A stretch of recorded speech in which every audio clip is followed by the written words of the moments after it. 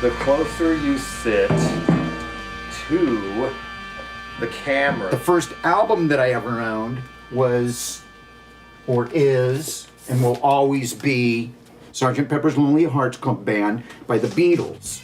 It was Kiss Destroyer, I do believe. Revolver by the Beatles. Johnny Cash, A Boy Named Sue. The first one that was given to me is the Jackson 5 ABC record. That was actually the first concert I went to, too. Donald Disco Duck. I'm gonna say I'm sure it was the Beatles' Help. Power Slave by Iron Maiden. Walt Disney's The Haunted House. You know, the first records I bought were like probably stuff like The Pretty Things or something like that.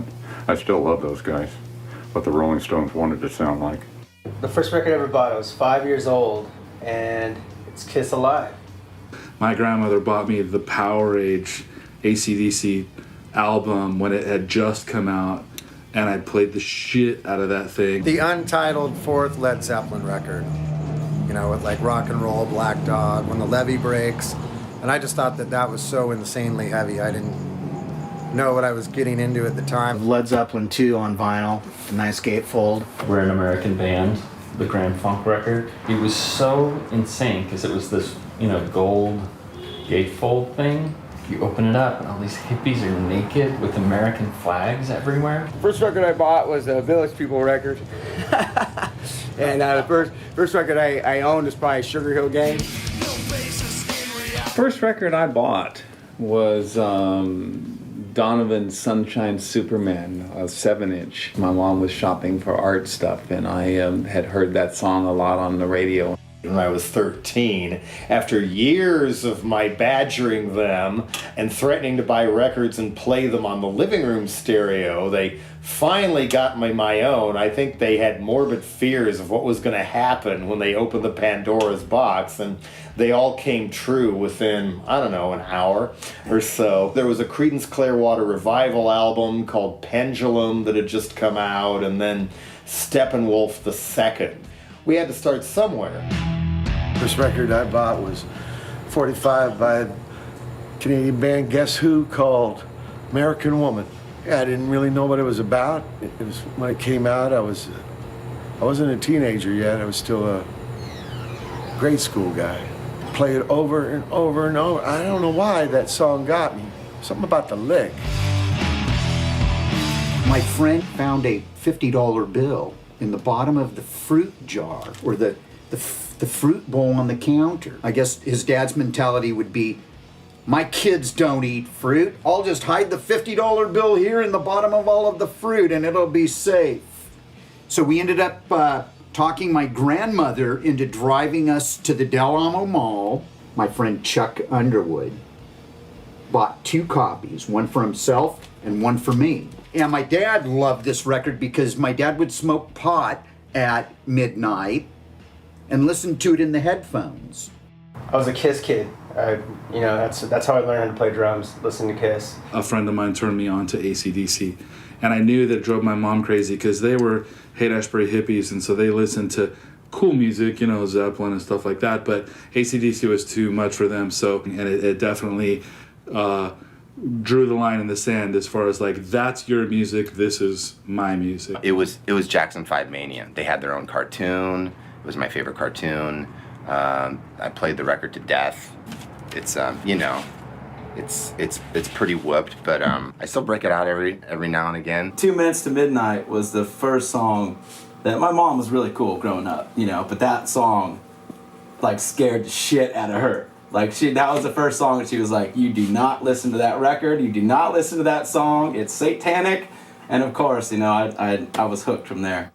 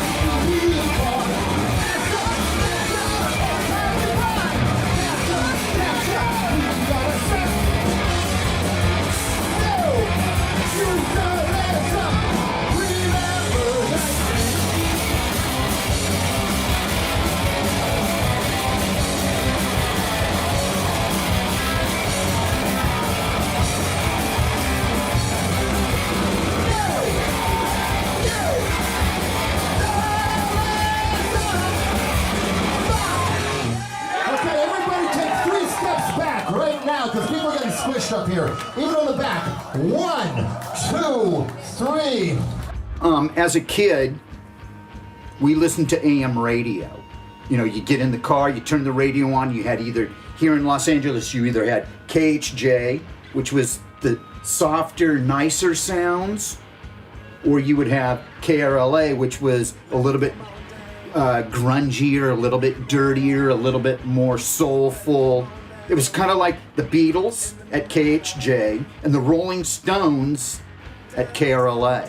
And between the two, every now and then, one of them would play Summertime Blues by Blue Cheer. That was a pretty rockin' tune. That was probably a precursor to heavy metal and grunge and punk rock and whatever you want to call it. Granted, they all had Hair to the Floor, but, you know, what does hair have to do with it?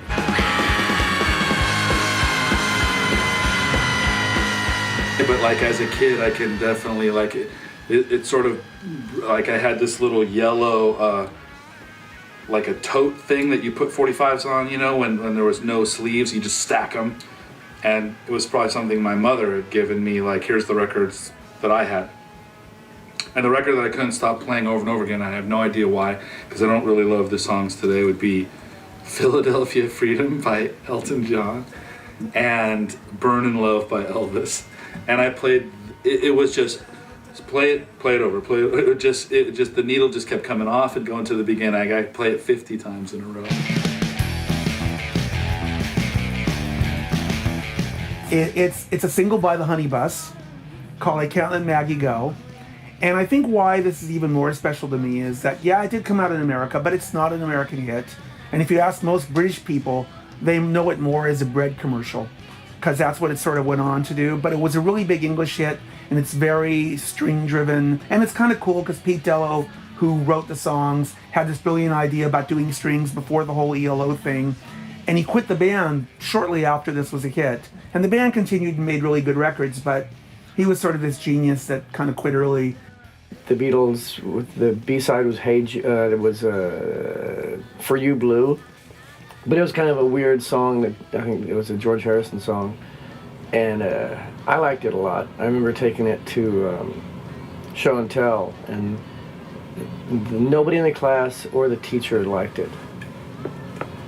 Well, it's probably still my favorite rock and roll song is You're Gonna Miss Me by the 13th Floor Elevators, which I bought the single when it came out, and it's on this record also. A great record. On Top of Spaghetti, that was one that I used to listen to this song all the time. On top of spaghetti. The song itself wasn't like, I didn't have an emotional response to the music, but there's just some talking about a meatball I thought was so funny. And there's a part later on in the song when he gets everyone to sing along with him. Okay, so he gets everyone to and he has this one line. And then my poor meatball. I just thought that was the funniest thing. And I would just replay that over and over again. I guess years later it's not quite as funny, but with the right drugs, I'm sure it would be pretty funny still. When everybody was out of the house, when I had the place to myself and it was quiet, I would take out my parents' classical music records and play them. They never played them, at all. I don't know why they even had them around, because they never listened to them. I was actually really, really obsessed with the whole anything like mopey and minor chord, such as like the Left Bank.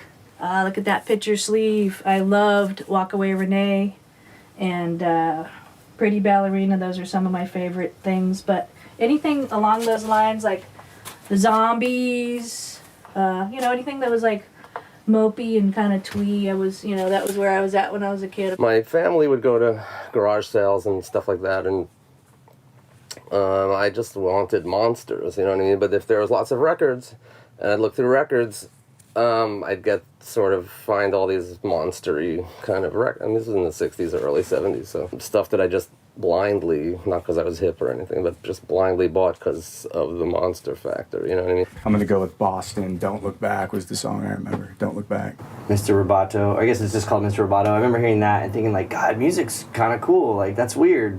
Probably because the robot connection, I think I was maybe 5. Kid, before I really got into rock and roll, I'd listen to Dr. Demento on the station called 94.7 KMET on Sundays.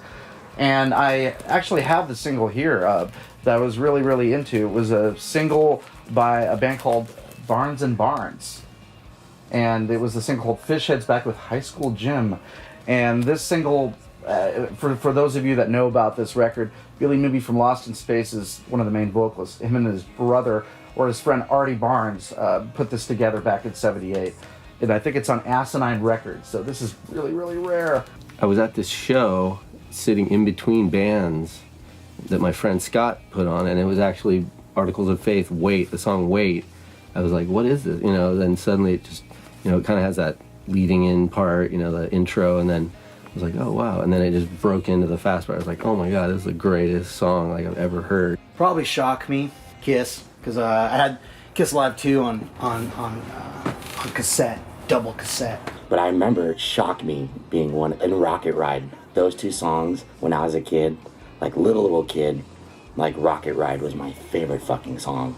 Like, super, to the most, like anything else just didn't matter. It was like, Rocket Ride, play Rocket Ride. Like, I'd tell my brother, like, play Rocket Ride, play Rocket Ride. Hence why I wanted to be Ace. That was kind of like the first rock that I got into was Kiss. And first concert that I saw was Kiss on the Dynasty tour. My mom took me. Yeah, I forgot Kiss. And this Rush album, I think, was the first one that I got super inspired by. And so that kind of shifted my focus from, so I ended up on bass from drums, and then ended up, really getting into, musicians who were pushing it in some way or another. It was like Van Halen, it was Black Sabbath, Fairies Wear Boots, and then I heard Slayer Hell Awaits, and I remember this guy getting me stoned and being all, Slayer tells fucking demon stories, man. Records were such a huge thing. But so was those gigs, those club gigs, and they were connected. Some of them, like them England bands, we never saw. We only knew them by records, because they never toured over there. Some of the bands in Hollywood, never heard a record. We only saw them do gigs. It was trippy, the punk thing. Had all this thing, all this dimension. No one song changed my life, but right about the time I was hearing that at parties and things, I remember almost passing out, teetering on the edge at 2 in the morning, 3 in the morning, everyone's leaving the party. And another one of my buddies whose sister was going to school up in LA, it was at his house, and they put this record on. I don't know if you've heard this one, but this is it's kind of mind-blowing for me, being just a kid from Chula Vista and having access to the radio and not much else. So those were definitely not the only ones, but just this record with that cover, and then listening to the lyrics of this album, it's like, oh, okay, now I can kind of see what you can do with music. It's not just about, shaking your ass.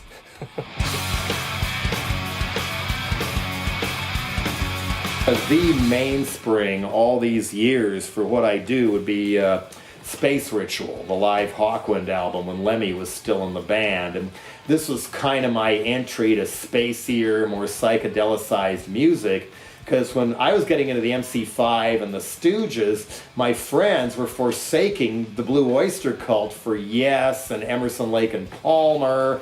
And we're still friends, but we kind of split at that point.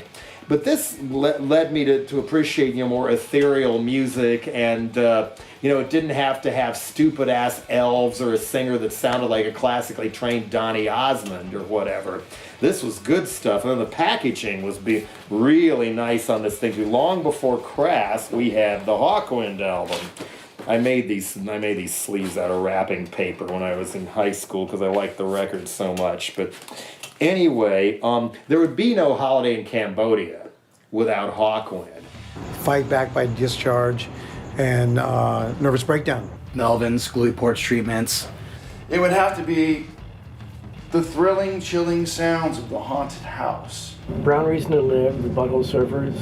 Blast, Corrosion of Conformity, Animosity. The first Black Sabbath. So I think like Volume 4 and Ramones Road to Ruin. So Black Sabbath records. Although I confuse the bass with the guitar a lot in that kind of music. Wire, pop group. Billie Holiday, and that was because I'm a woman. These two records, you could find them just fucking in my head for a solid decade. The first Drive Like Jehu album is kind of like the Holy Grail. I was living down in Hermosa Beach. We had a jukebox at the local hamburger stand, and you put a dime in and you get 3 songs, and Purple Haze was always my first choice. The mothers freak out. Okay? Yeah. That was me and my friends, 1966. That was something we listened to a lot, It just blew us all away. You can do that and put it on a record, It was like, okay. These guys, I got this record. And this blew me away, and this made it, I still play this record. I got this one, and this one, and the first one, but it's down on the end there. And the other group I got around the same time were these guys. I bought this record. And these guys also blew me away. Physical Graffiti by Led Zeppelin. Got this through the record club back in the late 70s also. And another band that I really like, which I have a really cool bootleg of, is Cheap Trick. God got into them. I Want You to Want Me was a huge hit back in 79. Bought this in 80 at a store called Moby Disc Records. And as you can tell, it's signed. And Bunny Carlos of Cheap Trick wrote Bad Mix. So I grew up in the 70s as a kid. So they had, my siblings had this 45 Angie Rolling Stones and shit. So there's Rolling Stones there for me. And all of a sudden there was Deep Purple and Black Sabbath and, Led Zeppelin and all these greats. And I was still like, whoa, man, they'd leave them there, they'd all leave, and I'd be left alone with these records and fucking go listen to this shit by myself and just kind of trip how badass it was. I discovered the Move really early on because my sisters, they liked them sort of the latter period, but then I went back and bought all their other records. And they're one of my absolute favorites. Amazing songwriting and lyrics and everything. And little did I know Jeff Lynne would go on to be a superstar, but I probably discovered them like 68, 69. And then that also cemented me being into totally obscure records where it just completely separated me from my peers. I'd be like, do you guys love the Move? And they'd be like, I don't know what you're talking about. The Residents Duck Stab record. And it was the first night I ever took LSD and heard the Residents and saw Pink Floyd The Wall the same night for the first time, which is 2 totally different records, but seeing the movie Pink Floyd The Wall on acid and hearing Duck Stab all in the same night was something that really honestly changed me into you can play any kind of music.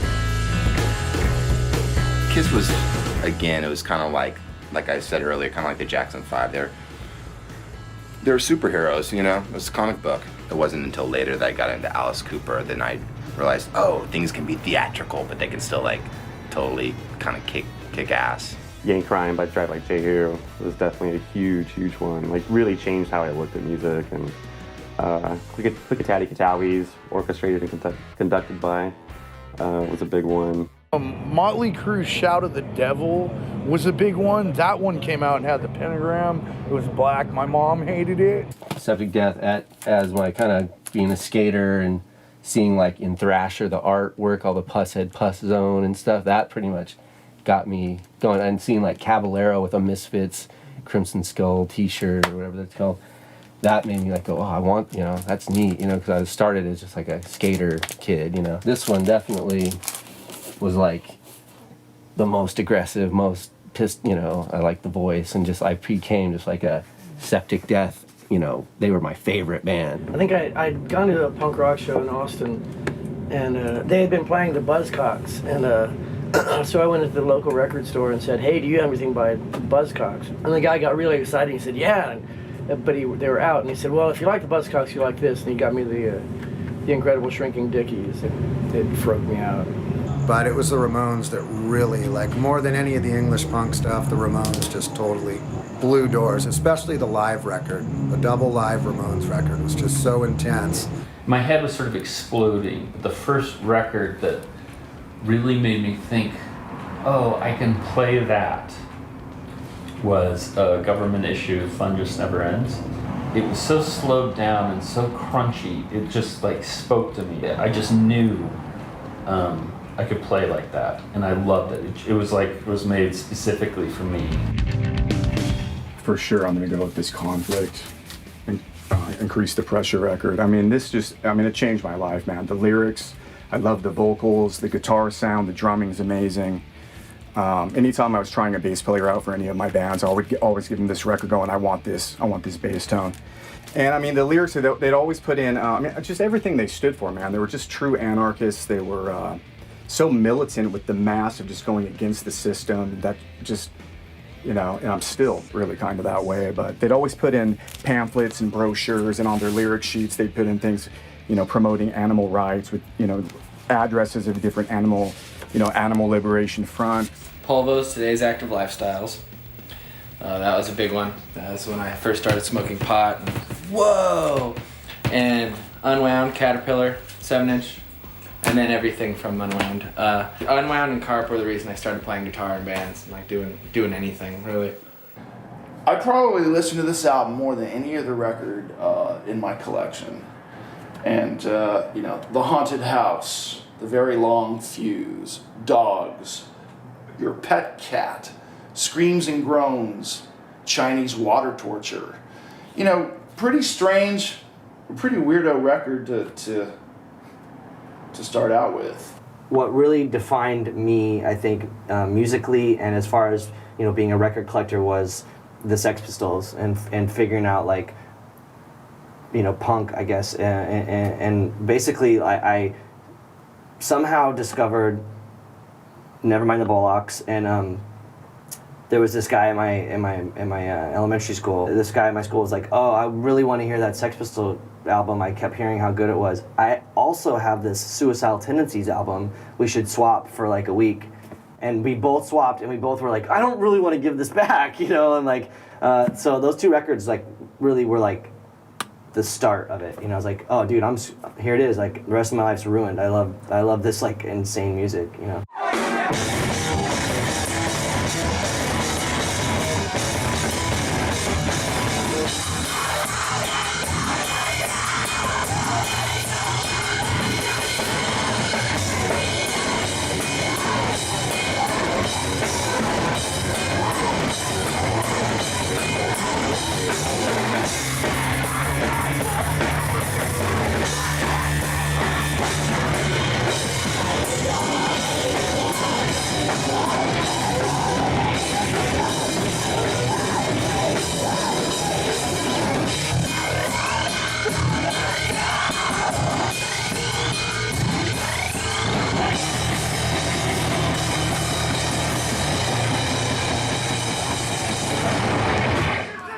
I'm not a record collector.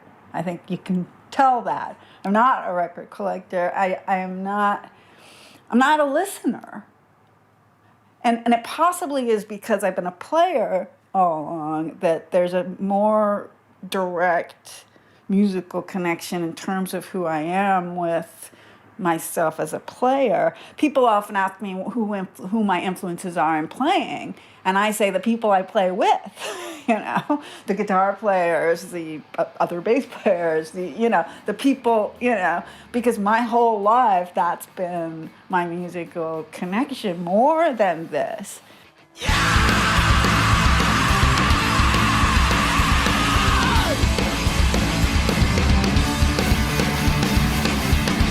Thrifties, which is now CBS, would carry cutouts. But the amazing thing would be, like, you'd go in there and find, like, Mindbenders records on British Fontana or the first Idle Race album. All these records for like $1.99. So they were record stores in their own way because you knew every once in a while they'd get this weird stock in. Thrifties. There wasn't that many pure record stores.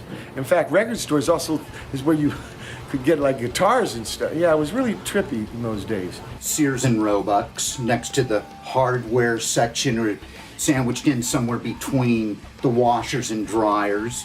Back then there wasn't really chains. There wasn't.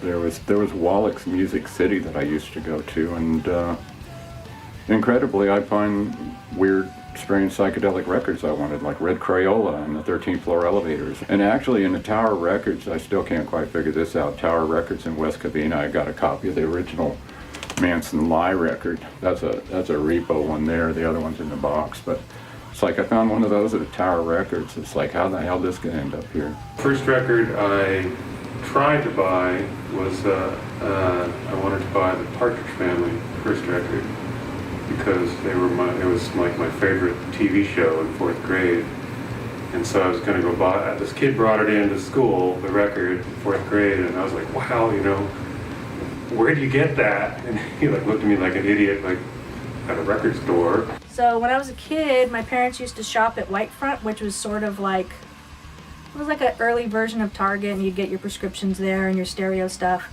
So they had, just a few bins of records, but they were all incredible, and they had cutouts. I found this on red vinyl. I don't know what year this came out, but I was probably 12 or 13. I found the New York Dolls there, Joe Bryant records. I mean, I don't know who was buying their records or cutouts, but it was, and my parents would be like, I remember when I showed them the Dolls record, like, this, no more, we're gonna take you shopping somewhere else. So then I actually started going, then you started buying your records at head shops, like Led Zeppelin and stuff, then there was like the smoke store, where you got your records where mom wouldn't be judging boys wearing makeup and lipstick and stuff like that, so. I remember The Last, right? I see them play. The guy's got to tune his brother's bass, right? Runs up the stairs without unplugging the amp, pulls it up the stairs. And then I go across the street and there's the little 45 on bump, She Don't Know Why I'm Here. And that was really a mind blow.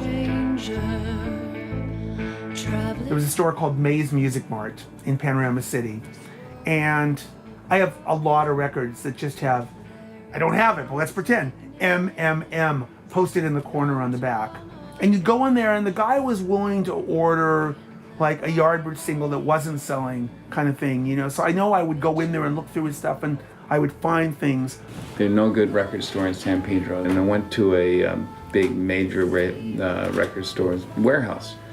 That was near where I used to race my slot cars. And that's where I bought the Black Sabbath record. And it's like, I didn't know anything about Black Sabbath, but there it was on sale. And I go, oh, that looks crazy. And then I just bought it and took it home. And it's funny how you just take a dive with a record. The same thing with the Led Zeppelin record. It was in a stereo store. My dad was shopping for stereo equipment, and I bought that Led Zeppelin 2. And you take it home and it's like, whoa, both of those bands were so different than what came before. Eventually we would have little indie record stores, and I lived in Hermosa Beach, so we had, I grew up on Pier Avenue, and my dad had a fishing tackle store on Pier Avenue, and 2 shops east of my dad's store was a big indie record store called Rock and Gravel. And that would be the first time that I heard Black Sabbath, the first time I heard Deep Purple, the first time I heard Grand Funk. My dad was an Air Force pilot when we were stationed in England. And so the record store there, I lived on base. It was just the Air Force record store. That's where I bought Revolver. I don't go to record stores. I don't like record stores. I never did. Never liked record stores. It's funny, we would go on tour and they would always want to go to some fucking record store in some fucking town. And I'm like, 5 minutes in a record store and I'm done. Because I'm like that about shopping in general. They act like girls shopping in record stores. It's like guys do. It's like, if you know what you want, it's like you go, you get what you want, you leave, right? I was lucky. I worked at a record store, but I would also go to record swap meets. It used to be in Capitol Records, but I was too young to go to there. So I'd go to the Pasadena City swap meet, City College swap meet in Pasadena every first Sunday and buy amazing bootlegs, vinyl bootlegs at the time, because back then CDs didn't really exist. Well, there was like Rather Ripped in Berkeley, which was an old record store. Fairly famous, long gone now. Well, when I was young, there was a store, and it was not near my parents' house. I had to ride my bike, probably like 45 minutes or at least, all the way out in Queens. And it was owned by someone who I became friends with, actually. There was a band called the Brats in the 70s, and they, played with Kiss and the New York Dolls in the very, very early glitter rock days. And the singer of the Brats had a store called the Music Box. Towards the end of the 70s, there was the flea market in Alameda. I would get together with a couple of friends, Tim Yohannan, who started Maximum Rock and Roll, and Al Ennis. And we would go to these flea markets and look for cool stuff, And then right around the corner, 3 blocks north, was another little record store called The Record Hole. And that became one of my favorite places to hang out, because all they played was either heavy rock or prog rock.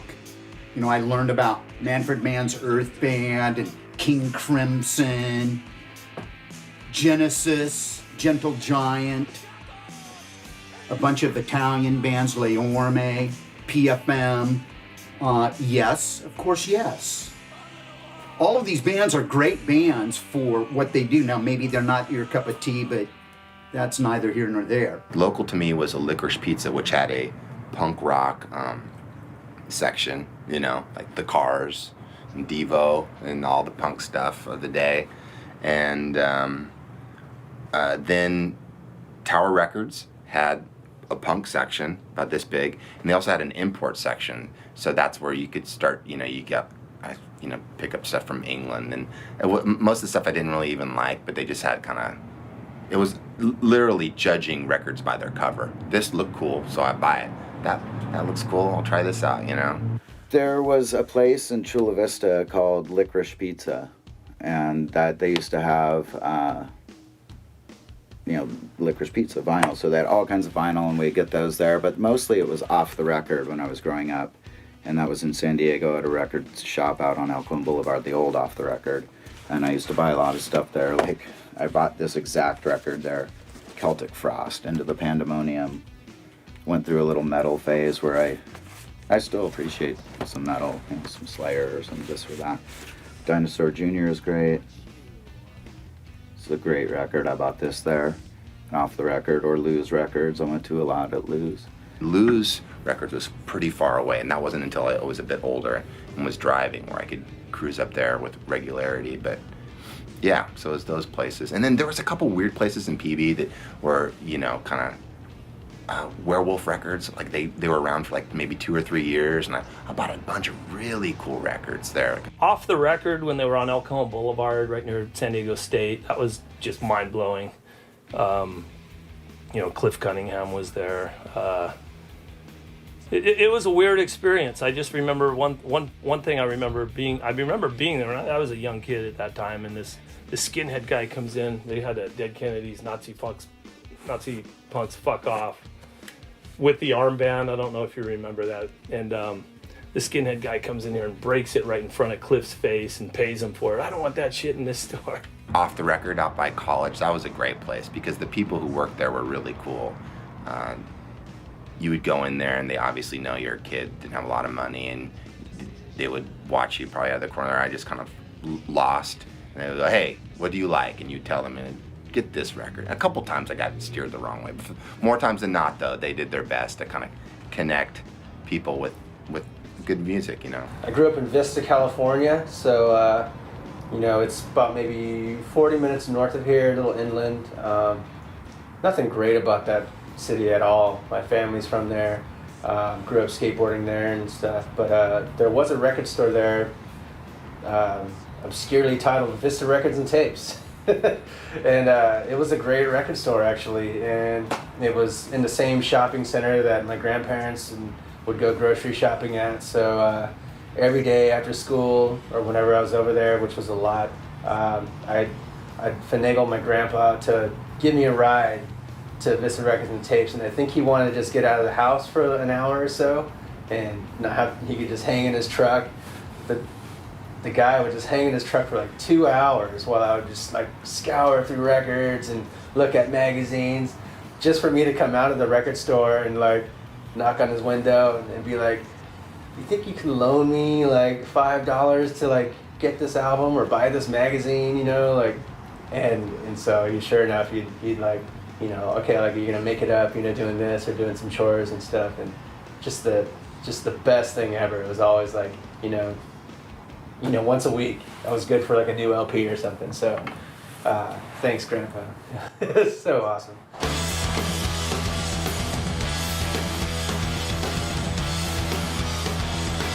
Yeah, Vinyl Fetish was a very influential record store. It was owned by hardcore music guys like Henry and Joseph owned it originally, and they went on to become very influential LA DJs. And then they sold the store to Michael Stewart, who was the owner of the Scream Club, which was a very influential club. So they were all connected with like older Hollywood, you know, nightclub DJs and promoters.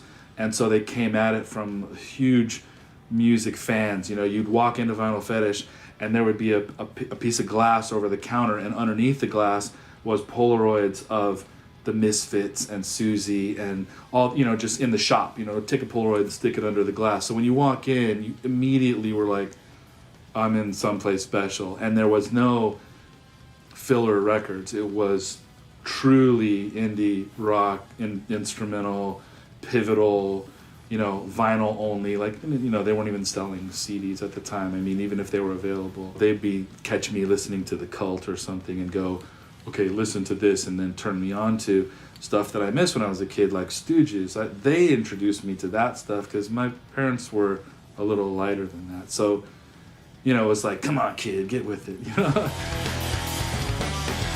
Yeah, there's actually a real, there's a store in Seattle where I grew up that if it wasn't for that store, I would not be here, because they were instrumental in turning me on to underground music, regardless of what kind of style of music, well, punk, hardcore, post-punk, metal, I mean, everything. This store is called Fallout Records, and it was in Seattle, and I remember the first time I went there, I had been reading Maximum Rock and Roll a lot, but I didn't have any real records. I had like maybe just a few, I had like a handful of things, but I went in this store and I was just like, oh my gosh, all this stuff that I've been hearing about, you know, like 7 Seconds, Committed for Life 7-inch, Septic Death 12-inch, and DRI, Violent Pacification 7-inch, things like that. Like, it's like, oh my gosh, and I was just freaking out. And I just kept on going. I was just addicted. I kept on going probably once a week, you know, and just doing chores, getting my allowance, and going to the store, and you know, and spending it on music. And after a while, they got to know me, and as soon as I walk in the door, they'd be like, "Oh, hey, we got this, and this. Check it out," you know. And it followed me through like different phases musically that I was, you know, when, you know, because first, you know, the 85 to 88 or so, everything was, I wanted things as fast as possible, and the faster the better. And then I kind of got more into like Discord and Touch and Go and things like that. As I got older, things, and I checked out different things, and they were right there, like feeding me along the way, like, oh, you're into this now, check this out, you know. And really, like, kind of nurturing my taste, you know, in music and in underground music. No doubt whatsoever, it was Moby Disc in Sherman Oaks, which is famous because it's where they filmed the scene in Spinal Tap where Artie Fufkin has the in-store and asks everybody to kick his ass. There was a record store in Whittier where I grew up, which is like 30 minutes from here, called Levels, Lovells. And I got a job there when I was a kid. Like so I shopped there all the time. Then I got a job there, and then I was like immediately promoted to the import indie buyer. So I was ordering like all of my, like everything, because I was just getting into music. Like I was always into music, but this is when I was starting to nerd out about it really bad. So then I was just ordering all these import and indie, and like I started like ordering direct from labels and shit too, and that's a lot of that stuff's still in my record collection, except for, like I said, all the really good stuff ex-girlfriends have stolen. We interrupt our program to bring you Black Power Records with Pat Thomas. I moved to Oakland around 2000, and I've always had an interest in like counterculture. When I was a teenager, I traded letters with Allen Ginsberg and Abby Hoffman of the Chicago 8. So I moved to Oakland. I thought, I want to check out some Black Panthers, and I just started meeting some of these guys, Bobby Seale, David Hilliard, Elaine Brown, and I realized that there were records, that went along with the movement. And after about 5 years and about $10,000 on eBay, I had like 200 albums, and then I turned it into a book.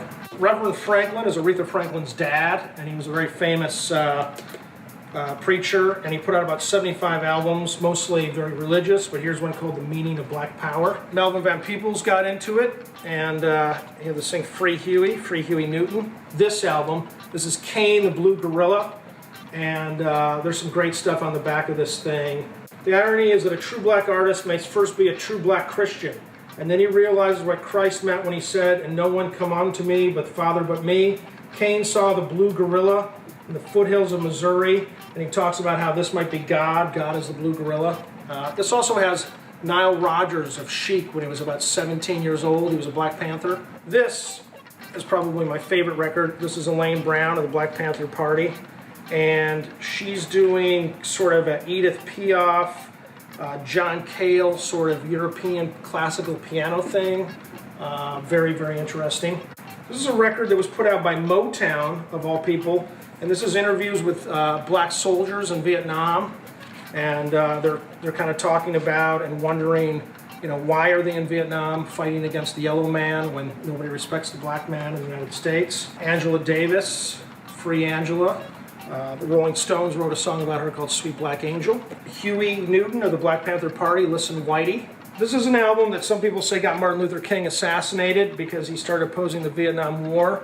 And supposedly J. Edgar Hoover and LBJ thought, now that he's battling the war, we're going to have some bigger issues. This is another Motown recording.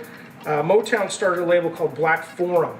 And basically, they released 8 militant black records under this Black Forum label between 1970 and 73. This is another Motown one on the Black Forum label. It's Nation Time by poet Amiri Baraka. Bobby Seale, Black Panther, also in the Chicago 8 trial.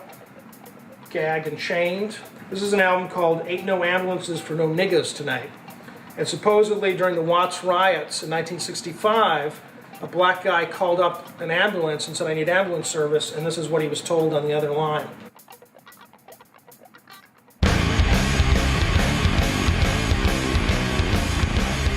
Why on earth would I want an Up With People record about the most white bread, obnoxiously middle-of-the-road phenomenon of the 60s or 70s, and that wicked music teacher I had in elementary school forced us to sing the Up With People theme. Up with people, you meet them wherever you go. Yeah, that's taking a big stand in the 60s, ain't it?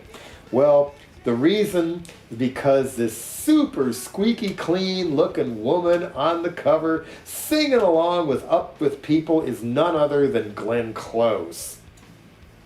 The future fatal attraction got her start in showbiz with Up With Fucking People. I never would have guessed.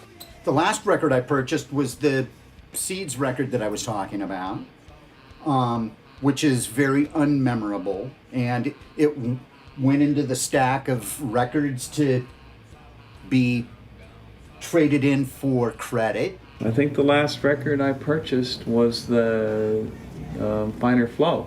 Actually, you're going to probably laugh. The last record that I bought was Kendrick Lamar, Mad City. One of the last records I purchased that is really rare is the soundtrack to Lucifer Rising that Jimmy Page, he was working on this with that filmmaker, I'm trying to remember his name right now, and in the 70s, and it never came out. And so what happened was he put this on his website last year, and he limited to 418 copies signed. I have copy 59 with Jimmy Page's autograph.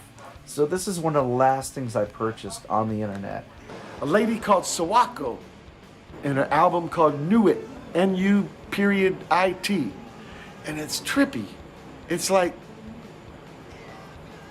yeah, she just turned on the microphone and recorded what was going down. Yeah, like that plane going over. Yeah, it's trippy. You know, the last record I purchased was actually a special edition Masters of Reality Black Sabbath. It was an old Tuxedo Moon record. It was, I wanted the song Jinx, and I got that at Amoeba. I only bought the new Lana Del Rey, and people go, "You bought Lana Del Rey?" Yes, I did. The Singers, Born to Lose, and Midnight Prowl. I know what it was. It was the soundtrack for Lawless. It was the Nick Cave. Nick Cave wrote the movie, and he did the soundtrack, and that was the last record I bought. Trash Talk's new record, and I bought I Hate God's new record. And Echo and the Moneymen single on eBay. Cheap Trick, Dream Police, used. The newest K-Holes record on Harley Art. Mata Hoople. I purchased 2 live Bob Seger records. A live David Allan Coe record that is just super rad. I mean, it's actually a lot heavier than a lot of his other records are, and it's just insane. Like, the guy is gnarly. I was really excited about this one particular record I got by this band called Gloom. It's like this really obscure, rare, hard to find, like super chaotic, noisy punk hardcore record. Lost band from France called Soggy, and it's like very proto-punk metal stuff. Perfect hybrid of Chugga Chugga metal, but like very Stooges. It might have been, as I did think about this, it might have been Fugazi the Argument. Because I was enjoying Repeater so much, because everybody was like, you know, Repeater's the classic when I went to go buy, which I love. But then I looked and actually I Googled and I actually saw, you know, best Fugazi records in order, and they had the Argument up high. So I went for that, and I totally dig it, you know. Like, I think I bought this last, and it was just a Sex Pistols reissue of like some of their weird tapes and outtakes and stuff, and it kind of just reverted back to something in me where I was like, oh yeah, a Sex Pistols record would be great to have, because I haven't ever owned a Sex Pistols record, which is odd.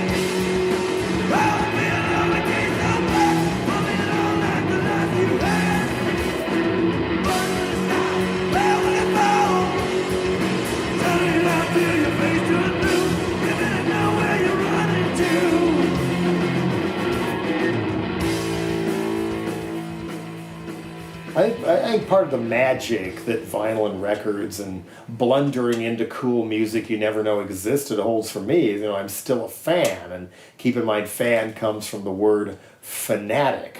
I love to keep exploring, and even though I've got way too many records, I never buy one unless I intend to listen to it when I get home, and I don't always have time to listen to them all now, but that's the idea. I don't buy it to scam or speculate, I buy it to listen to it, and that way I never run out of cool music to listen to. I have no patience with these people who say, oh, the whole scene died when Darby Crash died, or yeah, there's no good bands anymore. Wrong. Good sounds are where you find it, so start looking, okay? Don't be afraid to blunder into something cool. You never know what it might do to your life, or even your own music, where your band may finally start sounding different from all the other bands.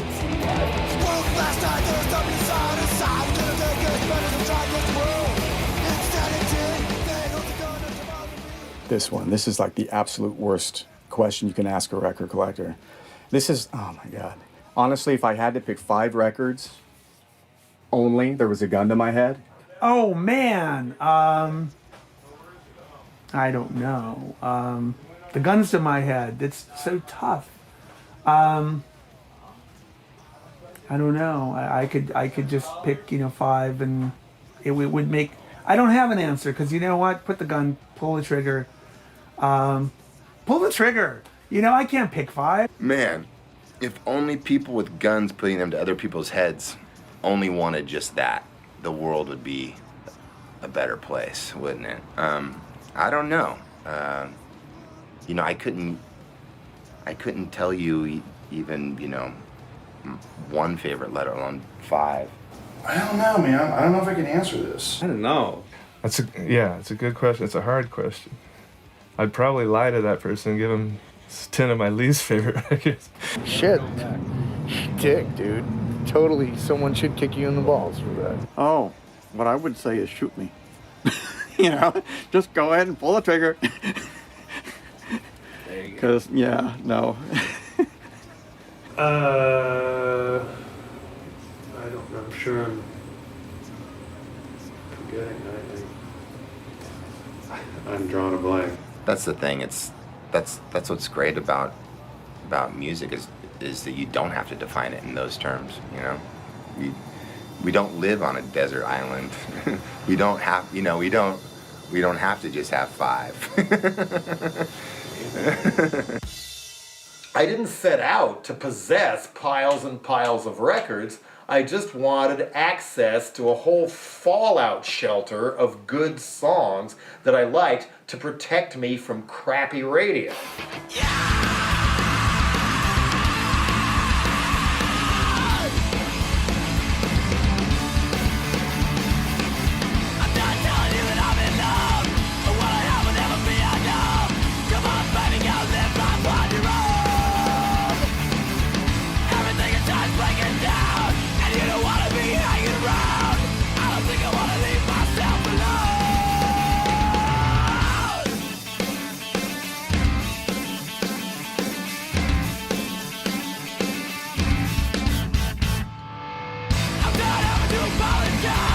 I'm done living inside your eyes.